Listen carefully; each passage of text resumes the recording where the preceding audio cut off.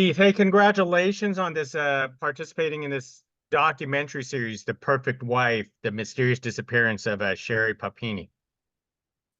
Thank you. So tell us the journey to participate in this documentary. How did they approach you to be on board this series? Yeah, so been approached by so many different outlets, and I was, throughout the years and the years prior, I was in that recovery mode. We were trying to help Sherri heal, and I just, was not interested whatsoever. Um, After her arrest, again, had multiple other people always reaching out, and it wasn't until I actually spoke with Allison Berkeley, and she was just amazing. She understood the message that I wanted to get out there. And I just felt very comfortable with her telling my story. What how did they convince you to participate in this? What did they actually say that you finally basically said, you know what, it's time to tell the story? How did they make you comfortable in that aspect? Um, well, I think Allison, being a mother, um, and having children of her own, being able to speak to the fact of, I felt she really understood what the kids and I had gone through over the 6 years being, gaslit and manipulated by someone who took advantage of our kindness and our love. And she was able to kind of, frame it in a way where she didn't, go after all of the other things that everybody else seemed to want to talk about. She talked about the 6 years that we were living with this person that took full advantage of us, doing everything we could to accommodate her. And as I shared some stories with her, I could really tell that she wanted the message of what my family had to go through to get out there. And it was just, again, the way she framed it all out was the way that I wanted it to be told. So everybody knew that this person obviously lied to us continuously, not just a big lie in 2016 and then again when she got arrested, but all the years in between. Was it tough to relive this story again for you, for yourself personally? Yes, it was. Reliving the story and seeing footage that I never saw. I was there in the room for the FBI, and I was there in the room for the sheriff's video footage. But at that time, it was a different mission. I was trying to find my wife, and then I was trying to find who did this to my wife. So now, knowing what I know now and then reliving those moments, it's very hurtful to know that I'm sitting there in tears, rubbing my wife's back, helping her get through, because she always wanted me to be there at every interview and be there with her. And to just know that she is just lying the entire time, it's tough. It's very tough to be in that situation and see it. It does. I try to hold back the tears, but sometimes they just go loose, and it was difficult for me. When this story is retold over and over again, do you gain closure, or does it reopen more questions for you? It's a little bit of both. I think closure for sure. I wanted people to know that this person doesn't seem to be capable of, telling the truth, and seems to always want to steer you the way that she wants to manipulate you or whatever. And I wanted that message out there, and I wanted to stress it, like, no, like, she will go to great lengths to make you believe what she wants you to believe.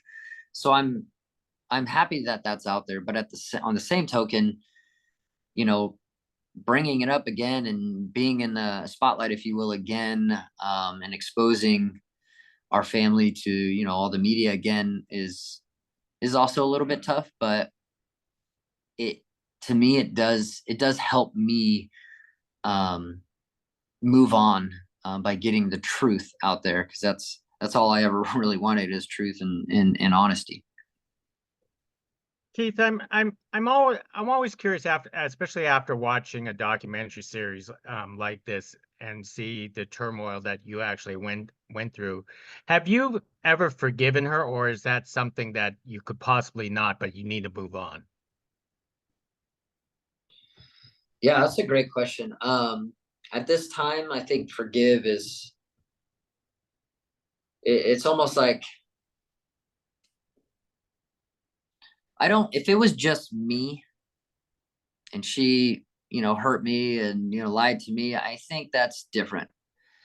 But, when you look at our small children and you think that they're going to have to live their life now as with Sherri Papini as their mother, and knowing what she did and knowing that she left them and led them to believe that she was, deceased, if you will.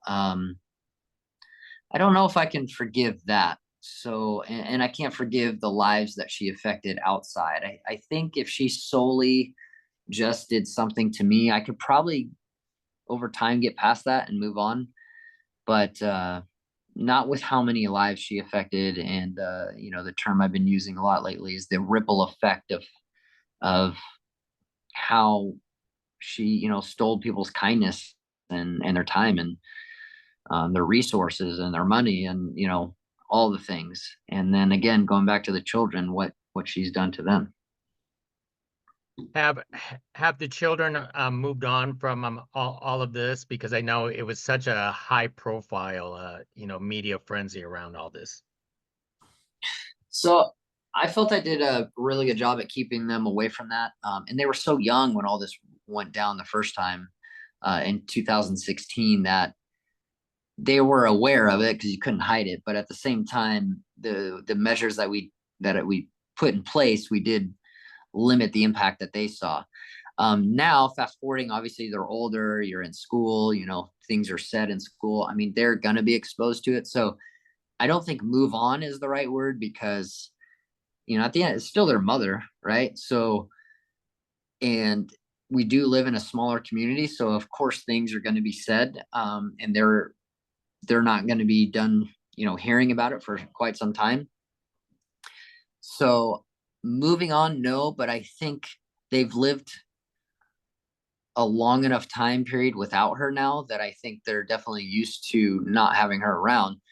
And they've done so many more things in their lives in the last couple of years that they never did before. They were so sheltered and kept at home all the time. So we do a lot of traveling. Of course, there's sports. They have an amazing school and community around them. So as of right now, we're doing great and they're thriving. But in terms of, are they going to move on? I mean, I almost think as they get older and really understand that their mother left them, I think actually might could potentially even hurt even more as they get older and are old enough to understand what really happened. Do you hope that we as society move on from this? I mean, obviously there is a documentary series, but we had a movie, and even the recent Eminem song Houdini even referenced to Sherri Papini in there. Yeah, I don't expect. I mean, yeah, we're coming out with a documentary, and of course, Eminem threw his artistic flair on that song, and it rhymes pretty good. So I get why he used it. And I don't think it's going to go away anytime soon. I think people were fascinated with the story. It's such a bizarre story. Um, there's a lot of questions that surround it. And there's so many different ways you could go. I mean, there could be a whole series just on the search. There could be a movie just on all these different things. There's just so much information. And, I thought Allison did such a great job, telling a story. But at the end of the day, it's, 3 hours. I mean, there's so much more information that didn't make it in there from time restraints that I think there's a possibility that this could linger around for a while. And I think Sherri's going to be used as a case for, I mean, I feel like the next 100 years, remember that one time when the girls said this, and using it in court or whatever they need to do. So I don't believe it's going to be going away anytime soon. It'll die down a little bit, sure, but um, I mean, the last 6 years, I still have people coming up to me, giving me hugs, and telling me I can't believe this had happened to your family. So I don't anticipate that stopping anytime soon. Have you ever found out her real motive behind all of this, or you basically don't want to know anymore at this point? Great question. I don't know why she did it, and I've accepted the fact that I will never know why she did it, because even if she were to come out someday and say whatever, I just know that it wouldn't. I just know that it wouldn't be. It in my opinion, it wouldn't be the truth. It would just be what she would want someone to hear. Most excellent. And I wanted an opinion. Did you think the media and social media treated the law enforcement unfairly during their investigation, um, where people came up with crazy theories back and forth, and blame was going all around?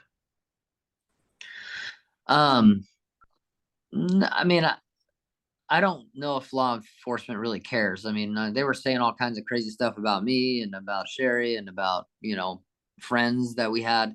There was a lot of stuff in social media, and I just don't know if they really cared about that stuff. Um, of course, at the time, I felt law enforcement was doing everything they could, and of course, and the FBI as well. So, at that time, it was just what they would call, it's just noise. It's just noise. Most excellent. And Keith, let me wrap it up with one last question for you. As people have a chance to watch this documentary series, what is the one most important take you hope they walk away with? Great question. So I think that they see that this person, not only Sherri, not only did she lie and gaslight, manipulate, whatever you want to term you want to stick in there, her family, friends, community, and the U.S. as far as I'm concerned, but that she continued to really take steps to make myself and family members believe that this really did happen to her over the next 6 years, that every single day, every single minute, every single second, she deliberately deceived us, um, for a reason that no one knows, but that she was just okay with living that way, and that I didn't know, and I wanted people to know the truth of what really happened during that time where she was at in home before she got arrested. Most excellent. Keith, thank you very much for carrying this conversation with us about the documentary Perfect Wife, the mysterious disappearance of Sherri Papini. Sorry that you had to go through that situation, but I am very certain and hopefully that you are able to move on and gain closure from all this. Thank you very much. I appreciate that. Thank you.